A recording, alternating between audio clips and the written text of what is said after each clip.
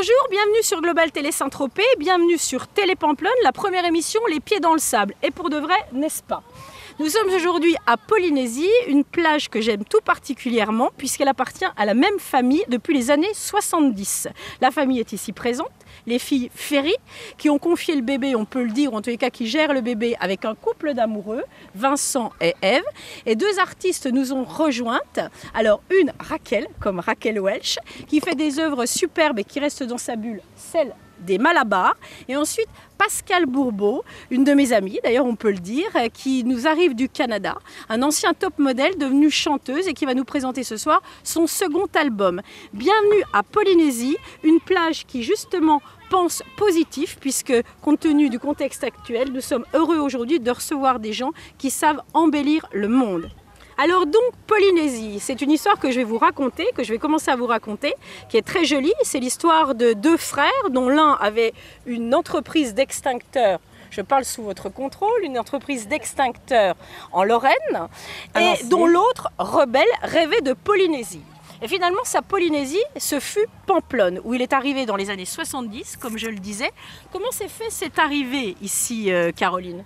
Eh ben, avec un baluchon, il est parti, il a dit je pars, les extincteurs c'est pas pour moi, et il est parti avec sa voiture, il a fait toute la Côte d'Azur, il a atterri à Nice, il est revenu sur le golfe de Saint-Tropez, il a fait tous les petits métiers, il a été plagiste au Muren à l'époque, et puis il a été plagiste et serveur derrière actuellement Nikki Beach qui s'appelait, c'était chez la famille Sénéquier, voilà. Pas la même que sur le port, une autre. Alors d'ailleurs, Caroline, je me permets, puisque c'est quand même un joyau, j'ai donc le plaisir de vous montrer la petite photo de la plage à l'époque qui s'appelait donc effectivement Sénéquier. Rien à voir avec la grande maison rouge, mais néanmoins un nom qui... le même nom, un nom de la région. Et monsieur Sénéquier avait eu la concession de cette plage et il a dit à mon oncle, écoute, moi j'ai pas le temps de t'en occuper, tiens, prends-la. Voilà. Donc la plage s'est appelée Sénéquier quelques années. Ça, c'était dans les années 69. Et après, il l'a débaptisé pour l'appeler Polynésie. Et il a fait Polynésie parce que ça englobait toutes les îles. Comme il y avait déjà Moorea, Tahiti, il a dit, moi, je fais Polynésie. Et comme disait Ève, il rêvait de Polynésie et finalement, il n'a pas passé le carrefour de la Foux. Néanmoins, il a apporté du rêve à Pamplonne. Il a apporté de la fête, de la joie. Et comme le disait Vincent, c'était essentiellement un grand cœur. Donc nous avons beaucoup d'images de cette plage de Polynésie à ses débuts, qui est effectivement sauvage. Et vous en avez gardé un peu l'esprit. Oui, on a essayé de garder les paillotes. C'est une plage très familiale. Et c'est vrai qu'au niveau de la décoration, c'est quand même assez dépaysant. Mais les paillotes ont quand même bien changé parce qu'à l'époque, c'était pas ça. Les premières paillotes, c'était vraiment des palmes récupérées, des palmiers qui étaient coupés le long des routes. Les jardiniers, ils faisaient tous les jardiniers pour avoir les palmes qui étaient livrées à la plage. Et c'était avec le clou et le marteau. Et ils faisaient les paillotes le soir avec mon papa. Vincent les a faites aussi, une paire d'années.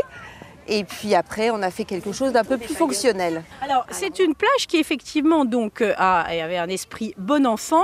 Et donc, vous l'avez découverte finalement pas tout à fait toute petite, puisque vous êtes venue à 15 ans ici à peu près, c'est ça ? Oui, on venait toute petite en vacances, mais juste comme ça en vacances. Et puis après, les premiers jobs d'été... Mon oncle nous a dit, allez les filles, descendez. Donc on était chez lui 2 mois. Et c'était un peu de travail, un peu on s'amuse. Donc ça nous a bien plu, on a dit, tiens, pourquoi on ne resterait pas ? Voilà, et puis alors il y a eu un moment où effectivement vous êtes venus davantage ici. Et je crois que par ailleurs, vos cœurs ont été pris, ce qui a quand même solidifié l'installation ici. Quel cœur a été pris en premier ? Le mien. Voilà, alors ton cœur a été pris par quelqu'un qui lui-même a des belles affaires à Pamplonne. D'ailleurs on voit les débuts des amoureux. Caroline est mariée à Bertrand Loufman, qui lui aussi a des établissements sur Pamplonne, les campings du Contiki, d'autres établissements, les campings des Prairies de la Mer, etc. Voilà. Et donc, finalement, tu as d'abord rencontré Bertrand. J'ai rencontré Bertrand en 96, qui était ami avec Alexandre Debanne à l'époque depuis longtemps. Et comme il a vu que les deux sœurs étaient quand même assez inséparables, il a dit, il va falloir que je trouve un beau-frère avec qui je m'entends bien. Et ma sœur a rencontré Alexandre un an après. Voilà. Voilà, mon beau-frère a fait un peu l'entremetteur quand même, mais bon, ça a fonctionné. Ouais. Pendant 17 ans, c'était déjà bien. Voilà, c'est pas mal. Alors finalement, vous avez d'ailleurs eu 2 fils, enfin plus d'ailleurs, toi tu as eu également une fille, Iris. Vous avez 2 fils qui sont quasiment du même âge et qui aujourd'hui font de la compétition de ski. Oui, surtout mon neveu qui est très doué. Voilà, d'ailleurs Louis que nous allons présenter dans les minutes qui suivent.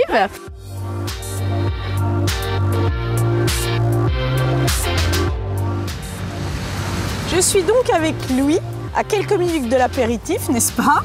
Oui. Le fils de Caroline Ferry et de Bertrand Loufman, qui a donc quelques petits campings et plages sur la plage de Pamplonne justement, qui est finalement l'endroit où tu es né presque, Louis. Oui, c'est ça. J'ai grandi ici. Tu as grandi ici. Alors quels sont les souvenirs que tu gardes de Polynésie, puisque j'imagine que tu devais arriver évidemment en couffin pratiquement ici et que tu as grandi avec ton cousin, je crois? Oui, c'est ça, et ma petite sœur. Donc je suis né à l'hôpital de Saint-Tropez. Et dès mon plus jeune âge, j'ai grandi ici sur cette plage. Et avec mes parents, ma petite sœur et mon cousin. Voilà, et je crois que quand vous sortiez de l'école, il y avait des moments très agréables, en particulier avec une sorte de Madeleine de Proust d'ici, qui était la fameuse mousse au Nutella, voilà. C'est ça. Notre fameux goûter d'ici. Et ça me rappelle beaucoup de souvenirs, parce qu'à chaque fois qu'on rentrait de l'école à midi, on venait à la plage et on prenait un dessert. Et on le savourait ici tous ensemble. C'est sympathique. Alors justement, il y a une très jolie photo puisque cette plage, comme je le disais, est une plage familiale qui appartient à la même famille depuis plus de 40 ans. Un oncle assez fantasque, 2 très jolies filles qui finalement sont venues des Vosges, ce qui n'était pas prévu, et qui, leur cœur ayant été pris par des tropéziens, sont restés ici. Donc toi, tu as toi-même grandi pendant 10-11 ans à Saint-Tropez. Voilà, c'est ça. Et puis après, vous êtes parti à la montagne parce que tu avais des habilités très particulières pour le ski. C'est ça, donc depuis tout petit, j'ai commencé le ski à 2 ans et demi. C'est mon père qui m'a plongé dans ce sport. À 2 ans et demi, mais donc tu skiais combien? Une demi-heure par jour à cet âge-là, non? Non, je skiais juste pour apprendre un petit peu, c'est mon père qui m'avait mis dans ça. Et puis au fur et à mesure que je skiais et que je grandissais, on a découvert que j'avais des capacités, que j'étais assez doué dans ce sport, et donc on a fait un choix de s'installer à la montagne pour que je skie en compétition. Et du coup, on est parti s'installer à Serre-Chevalier. C'est notre station maintenant. Voilà, c'est ça. Donc vous êtes à Serre-Chevalier l'hiver et vous revenez, enfin en tous les cas, ta mère et ta tante reviennent à partir de juin, passer la période estivale ici. Et donc toi, tu skis effectivement à très haut niveau, puisque j'ai cru comprendre que tu visais l'équipe de France, pour laquelle tu exerces déjà tes talents, d'ailleurs sur certaines compétitions. Et donc là, tu as une discipline d'enfer, puisque je crois que tu repars dès dimanche soir. Raconte-nous, faire un stage. Voilà, donc j'avais 3 jours de libre sur la plage et je repars direct dimanche pour un stage de ski aux Deux Alpes où j'y vais passer, je passe tout mon été là-bas pour m'entraîner et repartir en fin de saison, début d'hiver pour les compétitions internationales. Alors là, justement, ce stage, c'est quand même une discipline d'enfer. Je crois que tu te lèves à 5 heures, à 7 heures, tu es dans la télécabine et vous skiez à 3600 mètres d'altitude. Voilà, c'est très rude. Voilà. Alors, c'est quoi les conditions pour être un très bon skieur comme toi? C'est un sport vraiment, j'ai envie de dire, difficile parce qu'il faut beaucoup de mental. Il faut de la persévérance parce que c'est un sport qui demande beaucoup de patience et de l'envie surtout. Et puis, il faut être assez doué de base, sinon c'est compliqué, mais il ne faut rien lâcher et se donner jusqu'au bout. Alors donc à ce stade-là, pour le moment, tu es polyvalent. Voilà. Et puis en fait, qu'est-ce qui te plaît le plus, toi? Dans quoi tu aimerais aller quand tu vas effectivement intégrer cette équipe de France et être amené finalement à concourir au niveau olympique et mondial? C'est ça. C'est ça. Je préfère plutôt ce qui est technique, c'est-à-dire du slalom et du géant. Après, pour mon âge, vu que je suis encore un peu jeune, j'ai le choix. J'ai quelques années pour faire mon choix, mais oui, j'aime bien la technique, géant, slalom. Alors, est-ce que tu as des sponsors qui te suivent? Un jeune champion tropézien comme ça, j'imagine qu'il y a beaucoup de marques qui doivent avoir envie de te soutenir. Déjà, en priorité, je compte beaucoup sur mon père. Voilà. Donc le père, je disais tout à l'heure, en m'amusant, qu'il avait quelques petits campings et quelques plages. Il a donc, entre autres, le camping dit le plus hype de la presqu'île, le Contiki, les Prairies de la Mer, où il y a beaucoup de rock. Il a également le camping où il y a le rassemblement Harley. C'est ça, donc il y a beaucoup d'affaires. Alors, est-ce que tu envisages, une fois qu'il t'aura sponsorisé et que tu auras atteint, évidemment, les sommets que tu vises, de revenir finalement dans ton lieu lieu de naissance et de peut-être t'intégrer dans les affaires familiales, t'occuper de Polynésie? Oui, bah, c'est un peu ce que j'ai envie de faire plus tard. Là, je compte me donner à fond dans le ski et voir jusqu'où je vais arriver et si je vais arriver jusqu'à mes buts. Et puis ensuite, une fois que ma carrière sera finie, bah, je compte reprendre les affaires familiales. Donc c'est pour ça que d'un côté, il faut que je suive mes études et que j'arrive dans les affaires préparées pour les garder le plus longtemps possible. Voilà, et bien évidemment, d'autant qu'en plus j'ai l'impression que ton cousin, qui est donc le fils de Virginie, suit un peu le fils de Virginie et d'Alexandre Debanne, qui a été donc le compagnon de ta tata pendant une bonne dizaine d'années, suit la même voie puisqu'il est également en compétition. Voilà, c'est ça, il fait aussi du ski en club avec moi. Et puis voilà, je pense qu'aussi plus tard il voudra reprendre un peu les affaires de son père et de la maman. Donc c'est ça qui est touchant à Polynésie, dans cette famille, c'est effectivement, on travaille en famille, on aime en famille, on construit en famille et en plus on est performant. Ouais, n'est-ce pas, Louis? Voilà. Eh bien écoute, bravo, en tous les cas on était ravis de te rencontrer. C'est troisième génération de la famille de Polynésie et amis sponsors, à vos chéquiers. Au revoir Louis. Au revoir, merci beaucoup. Allez, Chin Chin, c'est le cocktail Polynésie de la couleur de Polynésie. Voilà. Le message est passé. Hein. Ah ouais. Et nous avons également Léo qui finalement embrasse quand même une carrière de sportif. Oh, tout à fait. Voilà, il est en sport-études, on est sur Serre Chevalier l'hiver. Donc voilà, il a encore une belle année à faire de la compétition. Et puis après, je pense qu'il va plus s'orienter dans le groupe formation pour passer son diplôme de moniteur. Voilà. Et alors moi j'ai des photos parce qu'il y a Ange, le fils de Ève et Vincent, qui est très très doué sur les skis. Alors voilà, on en vient au couple d'amoureux puisque là aussi c'est une jolie histoire. J'ai d'ailleurs connu Ève à la plage voisine, la plage des Jumeaux, et Ève en l'an 2000 a repéré un beau blond qui portait une dent de requin et un short rose, c'est bien ça Ève? Un short rose fluo et une dent de requin autour du cou. Ouais. Voilà, et donc là tu t'es dit celui-là il est pour moi. Ouais. Je regardais à la jumelle du bar des Jumeaux de chez Jean-Claude. Voilà. Je regardais parce qu'il faisait les navettes à l'époque, il était devenu plagiste après être barman. Voilà, donc d'ailleurs Vincent effectivement est arrivé lui aussi à la plage, si je me rappelle bien, avec des chaussures vernies et un costard en cherchant un job.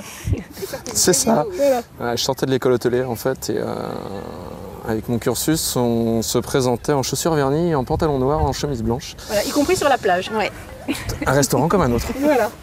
Et donc c'est là que tu es arrivé et que tu as rencontré Jacques. Et là je suis tombé sur Jacques Ferry qui m'a plu déjà au premier regard. Hein.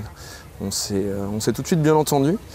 Mon regard s'est porté également sur les deux jumelles de l'époque. Les quasi-jumelles. Les quasi-jumelles qui étaient déjà à l'époque en maillot de bain. D'ailleurs, on voit une très grande complicité entre Caroline et Vincent. Ça, c'était avant Ève. Pendant Bertrand, je ne sais pas. C'est mon commis de cuisine. Voilà. Donc, vous êtes effectivement rencontrés très jeunes et avez collaboré très activement dans la cuisine. Alors, il est arrivé chez nous à 20 ans, Agnès. Oui. Et il a fêté ses 40 ans. Donc, ça fait 20 ans qui travaille avec nous, qu'on travaille ensemble. Ça, c'est très beau. Alors, ça fait 20 ans que vous travaillez ensemble. Effectivement, le travail et la vie sont quasiment mélangés, puisque ce qui est très beau, parmi les histoires que j'aime raconter de Pamplonne, c'est que Ève et Vincent habitent à la plage, quasiment. C'est-à-dire vous êtes construit une espèce de demeure les pieds dans l'eau, enfin une demeure, un camping-car. C'est ça. Vas-y. Non, un mobil-home. C'est ça, voilà, un mobil-home, les pieds dans le sable. Voilà. Mais alors du coup, c'est merveilleux, Ève, parce que le matin, j'imagine que là, c'est parfait, c'est la meilleure heure le matin. C'est comme là ce soir, c'est le matin et le soir. Voilà. Le matin, il n'y a personne. Et vous avez donné naissance à Ange, dont nous parlions tout à l'heure, et qui effectivement est un enfant sauvage, si je puis dire, même si c'est un petit oubli, c'est ça. Il a du mal à mettre des chaussures, ne se coiffe pas. Ça a été le cas de tous nos enfants, oui. Du mal à les habiller et à mettre des chaussures pour aller à l'école. Oui, c'est ça. D'ailleurs, Louis disait qu'il avait le bain dans le bac à plonge après la plage. Hein. Voilà, mais une vie sauvage, une vie heureuse, une vie ensemble, beaucoup de liens tissés. Et effectivement, Louis me disait l'autre jour qu'il l'avait appris à marcher dans le sable, ce qui est quand même un exploit. Quel souvenir avez-vous gardé et quelle évolution avez-vous vu? Toi, peut-être Vincent, qui a finalement fait tous les jobs sur cette plage et qui est très aux commandes de ce harem, si je puis dire. Comment as-tu vu l'évolution de cette plage? Qu'est-ce qui reste de l'âme de Pamplonne? Comment tu le décrirais, toi, ou l'âme de Polynésie à Pamplonne? Alors l'âme de Polynésie est restée entière par rapport à ce que Jacques avait généré à l'époque. On a voulu absolument rester dans cet esprit de dépaysement total au niveau de la clientèle et d'un accueil les plus sympathiques. On n'est pas là pour se prendre au sérieux, on est là pour distribuer du bonheur et se faire plaisir tout en faisant plaisir à la clientèle également. On a dû bien évidemment au fur et à mesure des années faire améliorer l'infrastructure pour rester compétitif en fonction de tous les restaurants de plage, enfin dites paillotes qu'il y a sur Pamplonne. Oui. Mais et de rester également à notre place dans la diversité. L'avantage de la plage de Pamplonne dans son intégralité, c'est que tout le monde y trouve son compte. Il y a 27 établissements. Et sur les 27 établissements, il n'y en a pas un identique. Et c'est ce qui est très agréable à Pamplonne et ce qu'il faut garder un maximum sur Pamplonne. Voilà. Et c'est effectivement tous ces liens que vous avez tissés entre vous, que vous avez tissés avec vos habitués, tout en modernisant la plage. C'est-à-dire qu'il y a quand même beaucoup d'activités ici. On a Radio Meux, moi que j'aime particulièrement, qui est une radio savoyarde qui envoie du lourd. Au Savoyard, pardon, on y tient. On a beaucoup de fêtes avec... un petit groupe de Cannes, tout à fait charmant, qui a été sélectionné par Ève, qui a toujours eu bon goût dans les garçons, n'est-ce pas? On a aussi ces Dinner in the Sky, qui est arrivé sur la presqu'île de Saint-Tropez et que vous avez tout de suite rejoint avec votre chef qui a organisé un des premiers dîners, je crois. Vous avez évidemment les fêtes traditionnelles, 14 juillet, les Belges, etc. Et les apéros le soir, très agréables, avec les mojitos. Donc c'est une plage un peu qui pourrait être à Ibiza, finalement, c'est-à-dire que, d'ailleurs, on est habillé tout à fait dans le style, un peu bohème, un peu détendu, etc. Effectivement, qui a su préserver l'esprit donné par votre oncle.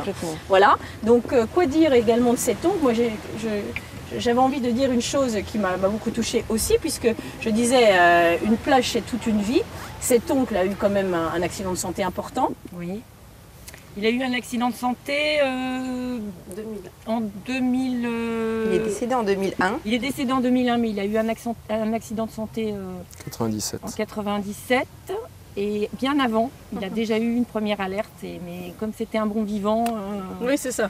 À l'époque, c'était un miraculé, je pense, parce qu'il a eu un cancer de la gorge. Donc voilà. Et puis quand il a su qu'il était malade, il n'avait pas d'enfant, on était ses seules nièces, il voulait que l'affaire elle reste dans la famille. Et là, il a dit venez. On était dans le nord-est, c'est vrai que la grisaille et les extincteurs. Oui. On a dit ok, on arrive. Et puis on est arrivé. Moi en 98 et moi en 97. Voilà. Non, avant. On est arrivé 87, pardon. 87 et 97. Le temps ne compte pas parce qu'on est tellement bien ici. Et après, voilà. Et après, on a tous travaillé en famille. Il y avait mon oncle, ma maman, mon papa. Voilà, d'ailleurs, on a une toute petite équipe. Voilà, et on a beaucoup de photos qu'on va vous montrer, bien sûr, avec une petite équipe très soudée. Effectivement, voilà, une très jolie photo, par exemple. Donc, la grand-mère, les filles. De Jacques et papa. Voilà, l'oncle Jacques, donc tout ça, tout le monde en famille. Il y a eu des choses amusantes aussi, il y a eu des tournages de films fameux comme Un moment d'égarement avec Jean-Pierre Mariel. On a eu aussi la très belle Sylvia Christel qui est venue plusieurs fois, malheureusement, j'allais dire très habillée, qu'on voit sur ces photos-ci. Qui était en tant que cliente. Qui arrivait chapeautée. Gantée, que mon oncle embrassait sur la bouche. Voilà. Alors effectivement, c'était la tradition. C'était la tradition de Jacques. Toutes les clientes étaient amoureuses de lui. C'était un tombeur, faut croire. Mais elles étaient très belles. Ouais, on a des magnifiques photos de clientes de l'époque. Elles sont vraiment magnifiques. Voilà, effectivement, c'était ces filles des années 70 qui étaient, j'allais dire, nature, pas refaites. Très jolie, très fraîche, d'ailleurs dont vous-même faites partie les filles, parce que quand on voit les canons que nous avons ici, il y a des photos plus dénudées, on va essayer de les trouver. Ah non. Voilà, avec la coiffure des années 90. Ah bah oui, écoute, l'évolution, ah oui, c'est vrai. Donc c'était tout un esprit, une joie de vivre qui existe toujours évidemment. Alors cet oncle d'ailleurs, pour donner un exemple, j'allais dire de sa positivité, après avoir été opéré de ce cancer, avait décidé de se faire tatouer un palmier sur sa cicatrice pour un peu sublimer l'histoire. Exactement. Et pour dédramatiser. Voilà, pour dédramatiser. Les îles. Il n'y a jamais mis les pieds. Hein. Oui, c'est ça.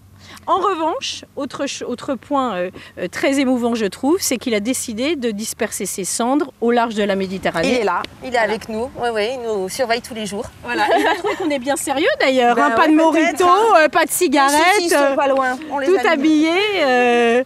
Enfin voilà. Donc aujourd'hui, cette plage, vous êtes tous les 4 à vous occuper, à vous en occuper. Vos enfants envisagent évidemment peut-être plus tard de reprendre la relève. Peut-être. Voilà. Je ne pas, mais il commence par la plonge. Oui. On commence à mettre l'échelle. Et à ranger la plage le soir, il donne un coup de main. C'est bien normal. Et donc à partir de septembre-octobre, direction Serre Chevalier. Bah oui, pour la rentrée des classes. Et on peut le faire justement grâce à Vincent et Ève qui sont là pour prendre le relais. Et on sait que la maison est en trop bonnes mains quand ils sont là. Donc il n'y a pas de souci. Très bien. Alors Ève, qu'est-ce que tu dirais de toi de cette vie à la plage finalement depuis maintenant 16 ans? Je dirais que c'est le bonheur. Tu n'envisages pas de retourner dans une Je ne ville sais même pas d'où je venais avant. D'ici, je crois. Je suis arrivée ici et voilà, bonheur. Et voilà, C'était la naissance. Une belle réussite, une belle histoire d'amitié et d'amour. Je me rappelle dans les anecdotes que tu as eu la gentillesse de me confier que tes premiers étés ici, enfin en tout cas les premiers jours de ton premier été, tu dormais dans ta voiture, sans rien dire d'ailleurs, pour essayer de trouver un job. Oui, tu as quasiment je suis arrivée Pamplonne. avec simplement ma voiture et des bagages. Une voiture qui ne fermait pas d'ailleurs, parce que une vraie galère. Mais voilà. j'ai décidé de jamais repartir. Voilà. J'ai bien fait de tenir bon. Tout à fait. Alors les filles, écoutez, nous allons maintenant donner la parole à nos artistes, puisque vous avez souhaité qu'on invite des gens qui effectivement participent à cet esprit de la plage, qui est un esprit créatif, ouvert, international, coloré, n'est-ce pas? En témoignent d'ailleurs les œuvres que nous avons choisies, romantiques ou pop, comme le disque de Pascal. Plage de Polynésie, à la nuit tombée, quelques moritos sur la table pour la seconde partie de cette émission, c'est le paradis. Alors, nos amis de Polynésie ont choisi d'inviter des artistes, car comme je le disais, on passe une période un peu difficile. Certains sont en train d'enlaidir le monde et nous avons choisi de l'embellir, la preuve. Parce qu'effectivement, les artistes détiennent quelque chose de la beauté du monde et l'expriment. Alors, Pascal Bourbeau est donc canadienne, fille de l'ancien ministre des Finances du Québec, c'est bien ça, ex-top modèle, venue à la chanson il y a une bonne dizaine d'années. Non, j'ai sorti mon premier album ici il y a 2 ans. Alors, la guitare, c'était avant, non? Oui, j'ai commencé un peu avec la guitare et après écrire des chansons. Et voilà, donc ça a été une évolution. Et ensuite, j'avais rencontré un producteur en Angleterre parce que je vivais à Londres. Et puis, on a décidé de faire un album ensemble avec des chansons que j'ai écrites ou coécrites. J'ai des partenariats aussi avec, j'ai d'ailleurs le grand compositeur et Luc Plamondon qui m'a écrit une chanson qui s'appelle Ma maison de verre, que j'aime beaucoup. Et moi, j'avais fait la musique. Donc, et j'ai le saxophoniste de Supertramp, John Elliwell, qui a aussi fait le saxophone sur mes 2 albums parce que je sors mon 2e album très bientôt à l'automne. Je sais qu'un jour, tu viendras me voir dans ma maison de verre, au milieu d'un bois, de bouleaux blancs de sapin vert. Si tu veux, tu dormiras sur un matelas posé par terre. On atteindra le nirvana. Alors moi j'ai eu le bonheur d'écouter le premier album qui s'appelle Dreamcatcher. Alors Dreamcatcher, explique-nous ce que c'est. Alors Dreamcatcher, c'est un capteur de rêve. Alors pour ceux qui connaissent les capteurs de rêve, c'est dans les traditions amérindiennes. C'est une espèce de truc qu'on pend à l'extérieur des maisons ou un peu maintenant c'est décoratif aussi, mais à l'origine c'était pour filtrer les mauvais rêves, garder les bonnes énergies, les bons rêves à l'intérieur et pour que les gens soient en paix avec eux dans leur sommeil. Mais écoute, là, tout le monde est tout à fait en paix. Voilà. Alors, j'avais écrit une chanson qui s'appelait Dreamcatcher, qui était sur le premier album. Et j'ai décidé de faire ça le titre de mon album parce que je trouvais que c'était un bon titre pour... parce que quand on écrit de la musique, on rêve et donc on réalise nos rêves aussi. Donc, ça faisait partie du thème de mon album. Donc, tu écris les paroles, tu composes avec ta guitare. Oui, oui, mais j'ai des co-écritures aussi dans les paroles et aussi dans la musique ou parfois il y a des chansons qui ont été... J'ai une chanson qui a été écrite pour moi, mais sinon, j'ai participé à presque toutes les chansons. soit en musique. Ensuite, j'ai un producteur qui a mis ça en musique avec les arrangements, mais j'ai aussi participé, de plus en plus je m'implique dans les arrangements aussi. Voilà, alors moi j'ai eu le bonheur l'an passé d'écouter ce premier album Au large de Camara sur un Riva. C'est absolument féerique parce que effectivement Pascale est une habituée de Pamplonne, mais elle ne s'y rend qu'en Riva ou en scooter. Ou en Vespa, pardon, en Vespa. Ouais, cette année, je suis en Vespa, voilà. Donc tu nous as rejoint à Polynésie en Vespa. En Vespa, donc, parce que je connais bien Saint-Tropez après toutes les années, donc j'aime bien être indépendante et pour pouvoir me faufiler aussi à travers, parfois il y a pas mal de trafic aussi à Saint-Tropez, donc ça permet d'être un peu plus indépendant et mobile. Et puis en Riva, c'est sûr que j'aime bien venir en bateau, mais parfois on peut pas venir en bateau, donc on vient sur Pamplonne en scooter. Alors, quel est pour toi le charme de Pamplonne, puisque tu reviens chaque année et je sais que tu fréquentes différentes plages? Moi, j'aime beaucoup Saint-Tropez parce que je viens depuis peut-être une quinzaine d'années. J'adore Saint-Tropez. Je me suis fait beaucoup d'amis ici à Saint-Tropez. Et c'est un endroit magique, comme on le sait. Et aussi, la plage de Pamplonne, c'est une plage qui est mythique. Il y a énormément de gens qui sont venus et reviennent à chaque année.